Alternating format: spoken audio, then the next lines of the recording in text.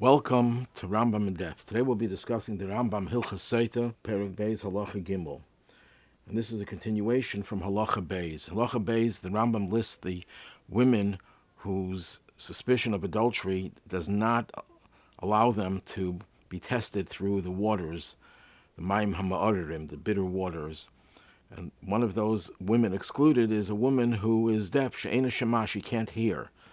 And that's in Halacha Beis. In Halacha Gimel, the Rambam gives the biblical sources for it, and he brings the pasuk of Omer al Ha'isha, that he says to the woman, and the fact that he says to the woman, prat, that excludes the misha ena shemas, a woman who cannot hear. So what's the point of him speaking to her if she doesn't hear it anyhow?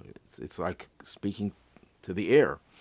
So in that case, the law of Sotah does not apply to her. So Marsham, one of the great poskim in Poland, in Galicia, about 100 or so years ago, in his first chelik near the end, brings a shaila of a man who was traveling away from his hometown, and he sent his wife a letter in which he warns her not to allow a certain person who was a frequent guest in their home to stay in the home with her, because this man, he suspected of some impropriety, and therefore he didn't trust him, and he warned the woman, rather, that she shouldn't allow the man to come there.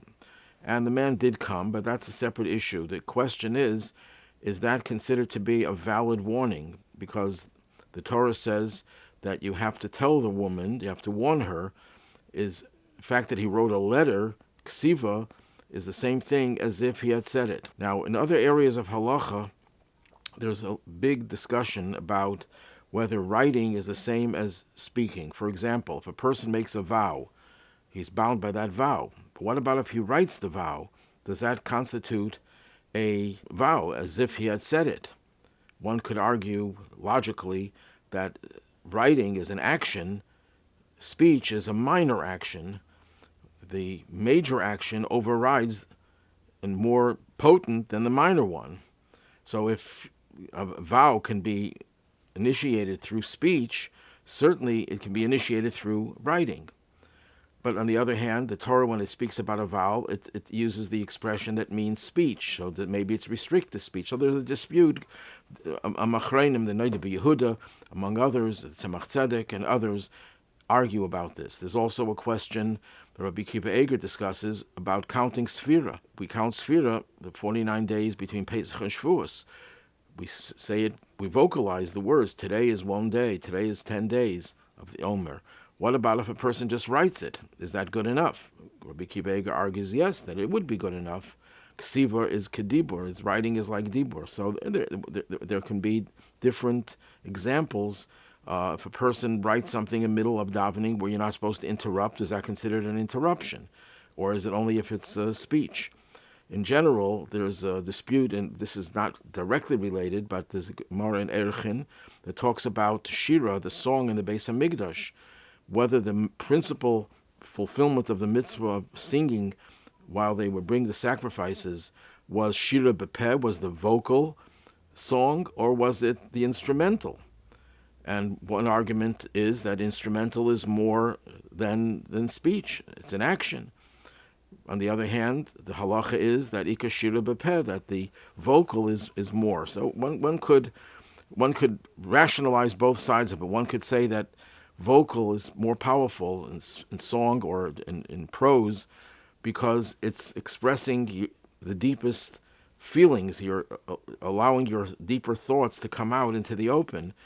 It's not detached from you. It's more expressive of what's going on inside. On the other hand, action is more powerful than speech. Speech, just words come out and they disappear. Action leaves an indelible mark. So logically, you can argue both ways. The question is, by Sotah, is there any argument that says that he has to say, or could he write it as well? So the Marsham proves from this halacha that we have a special pasuk to tell you that a woman who cannot hear, a deaf woman, cannot be warned. The law of Sotah does not apply to her, based on what? Based on the fact that it says he speaks to this woman. But if why would you need a pasuk for that? If she doesn't hear, then there was no warning. And the answer is there could be a warning with ksiva, with writing. The fact that we need a pasuk to exclude a deaf woman means that a deaf woman has a way of getting the warning, but not the way through speech, through writing. So this proves that writing is considered to be good enough, as long as she's not deaf and she has the ability to hear, and if you write it to her and she could read it, then there's no problem, and it would be considered a valid warning. So the Marsham concludes logically that there's a difference between a shavua, an oath, where many poskim say it has to be through speech, it can't be through writing. It says there because the Torah uses an expression levate bisvasayim, to express it with one's lips. So the Torah insists that it has to be a vocal type of vow. So therefore you could argue that writing is not a substitute for vocalization. You could argue both ways of it. You could say on one hand that it's not the same thing because the Torah says speaking, expressing it verbally, and here you did it in writing. Or you could say, no, if verbal expression is good enough to make a vow, certainly a written vow. That one could argue both sides of it. But when it comes to Sotah, what's the reason you need the warning? The warning is not just something the Torah decrees without any reasoning. The reason is that she has to know that she was warned. She has to know she was warned so that she shouldn't seclude herself with that man. And therefore, does it make a difference if she was warned through speech or she was warned through writing? The only criterion would be, is does she recognize that that's the writing of her husband? Because if it's not the writing of her husband, it's not a valid warning. It has to come from her husband. But if she sees the handwriting and she knows it's from her husband, then there's no question, Marsham concludes, that it's considered to be a valid warning.